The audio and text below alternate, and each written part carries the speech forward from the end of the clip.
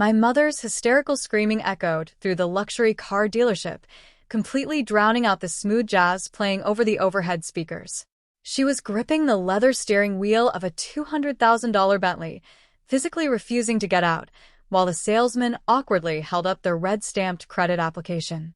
A second earlier, she had confidently handed them my social security number and a forged signature, expecting to drive away in a car I would be forced to pay for.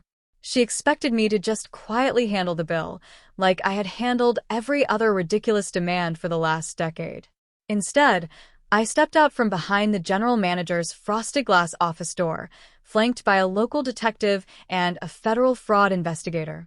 The empire of absolute entitlement my parents had built on my back was about to burn to the ground. But to understand how they ended up in handcuffs over a luxury vehicle, you need to know exactly what they did to me first. Before we dive into this story of betrayal and justice, make sure you're subscribed and turn on notifications so you never miss a story. And let me know in the comments where you're listening from today.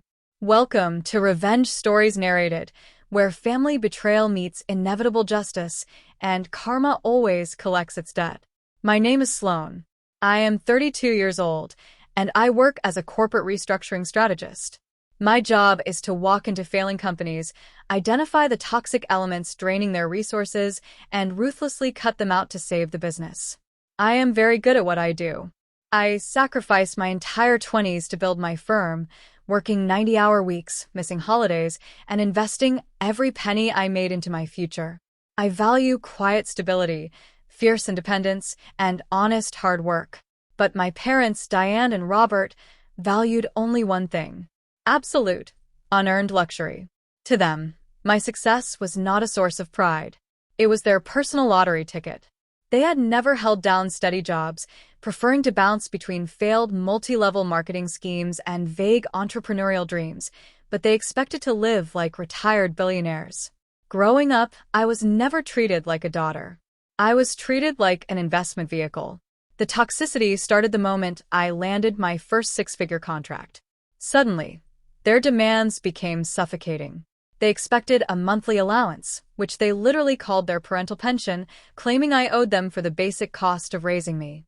When I initially gave them $2,000 a month just to keep the peace, they complained it was not enough to cover their country club dues. They were incredibly, relentlessly annoying. They would show up at my high-rise apartment completely unannounced, criticizing my furniture, drinking my expensive wine, and demanding I order them premium sushi because cooking was beneath them. If I refused, my mother would launch into theatrical guilt trips, sobbing that I was an ungrateful child who had forgotten where she came from. The emotional toll was exhausting. Every time my phone buzzed with their custom ringtone, a heavy, suffocating anxiety would grip my chest. I felt hollowed out. I was not a person to them. I was just a walking ATM. Their behavior became increasingly overbearing and ridiculous. One afternoon, they actually showed up at my corporate office. They bypassed security by making a massive scene, marched into a meeting I was having with a major client, and demanded I book them first-class tickets to Paris because my father's back simply could not handle coach airfare. I was utterly humiliated. I pulled them aside and told them I was cutting off their allowance. My mother laughed in my face. She patted my cheek, called me a dramatic little girl, and told me I would change my mind once I remembered my place. I had no idea how dangerously far their entitlement had truly gone. I decided to distance myself and focus on a new personal project. I purchased a stunning, multi-million-dollar waterfront duplex as an investment property. It was my proudest achievement. I planned to renovate it and rent it out to high-net-worth clients. I made the fatal mistake of telling my parents about the purchase. 3 weeks later, I returned from a business trip in London to find the locks on the duplex completely changed. I used an emergency override code to get inside, only to find my parents sitting on a brand new Italian leather sofa, drinking champagne. They had literally moved themselves in. When I demanded to know what they were doing, my father scoffed. He said my current apartment was too small for them to visit, so they decided to occupy the duplex. He actually said it was the least I could do for them and complained that the master bathroom did not have a heated floor. I told them they had 30 days to leave. They just smirked. 2 days later, The true nightmare began. I received a frantic call from my firm's primary banking partner. A massive $400,000 corporate line of credit had been drawn against my business accounts, and the funds had been immediately transferred to an offshore holding company. The room started spinning. I demanded to see the authorization forms. The bank emailed them over immediately. Staring back at me was a comprehensive, legally binding power of attorney, granting my father total control over my personal and business finances. The signature was mine, flawlessly forged. It had been notarized by a man named Gregory, who I recognized as my father's golfing buddy. My parents had not just stolen my duplex. They had legally hijacked my entire life's work to fund their delusions of grandeur. If you've ever been underestimated by someone who should have supported you, hit the like button. I'd love to hear your thoughts in the comments because stories like this happen more often than people realize. A cold, terrifying clarity washed over me.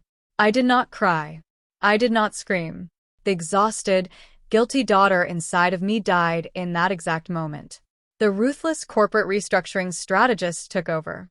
They had finally crossed the line from annoying entitlement into federal wire fraud. But I knew if I confronted them immediately, they would destroy evidence and use the stolen funds to hire defense attorneys. I needed to trap them in a way they could never escape. I hired a specialized forensic accountant and a quiet, devastatingly effective corporate attorney. We began building a financial cage. The investigator discovered exactly what they were doing with my money. They were not just buying clothes. They were aggressively attempting to purchase a luxury yacht, trying to secure financing using my company's pristine credit rating. I decided to play along. I called my mother, apologized for being harsh about the duplex, and told her I was just stressed about a massive, highly exclusive offshore investment opportunity one was putting together. Her ears instantly perked up. I fed her breadcrumbs. I told her this private fund was guaranteed to triple its initial investment in 30 days, but it was strictly invite only. Predictably, their overwhelming greed completely blinded them. My father called me the next day, demanding to be let into the investment pool. I acted hesitant.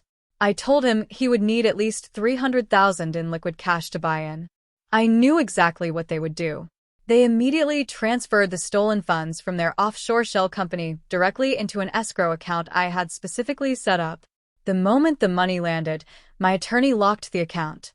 The stolen funds were legally frozen and instantly returned to my corporate ledger. My parents had absolutely no idea. They had just handed back everything they stole. They thought they were about to become multimillionaires. Their arrogance reached a fever pitch. Believing they were on the verge of massive wealth, they decided to celebrate by going to the most expensive luxury car dealership in the city to buy a Bentley. They walked in demanding VIP treatment, insulting the sales staff, and acting like royalty. They confidently filled out the financing paperwork, once again using my social security number and the forged power of attorney to secure the loan. They thought I was completely oblivious.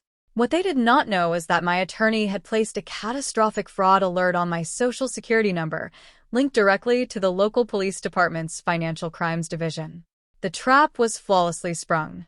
The dealership's finance manager ran the credit application. The system immediately red flagged the transaction as active identity theft. The manager smiled politely, offered my parents complimentary espresso, and quietly locked the showroom doors while he called the police. I received the alert on my phone. I drove straight to the dealership, arriving just as the unmarked police cruisers pulled into the parking lot. I walked into the showroom right behind the detectives. My parents were standing by the Bentley, loudly complaining about the slow service. When they saw me, my mother rolled her eyes and ordered me to tell the staff to hurry up. Then she finally noticed the badges. The lead detective stepped forward, stating loud enough for the entire showroom to hear that Robert and Diane were under arrest for massive identity theft, bank fraud, and conspiracy. My father's smug smile instantly vanished. He aggressively pointed at me, screaming that I was his daughter and that I had authorized everything.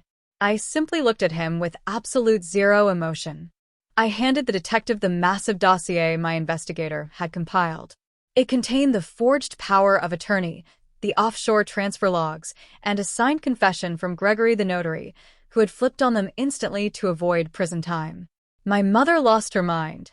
She scrambled into the driver's seat of the Bentley, refusing to get out, screaming hysterically that she deserved this car for raising me. The officers had to physically drag her out of the vehicle and place her in handcuffs. They were paraded out of the dealership in front of dozens of wealthy clients they had been trying to impress just minutes earlier. The fallout was an absolute masterpiece of justice.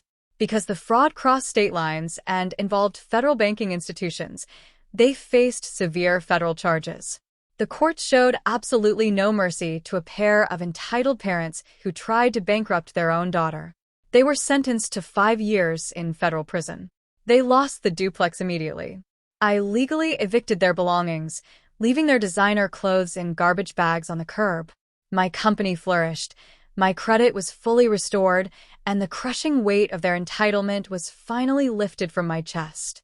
Last I heard, my parents are currently working in the prison laundry room, complaining to anyone who will listen that the thread count on the inmates' uniforms is simply unacceptable. I finally have the peace I always worked for, knowing that the only thing they're entitled to now is 3 square meals and a locked cell. If this story reminded you that gratitude is a necessity, share it with someone who needs to hear it. Leave your thoughts in the comments, subscribe for more stories, and I'll see you in the next story.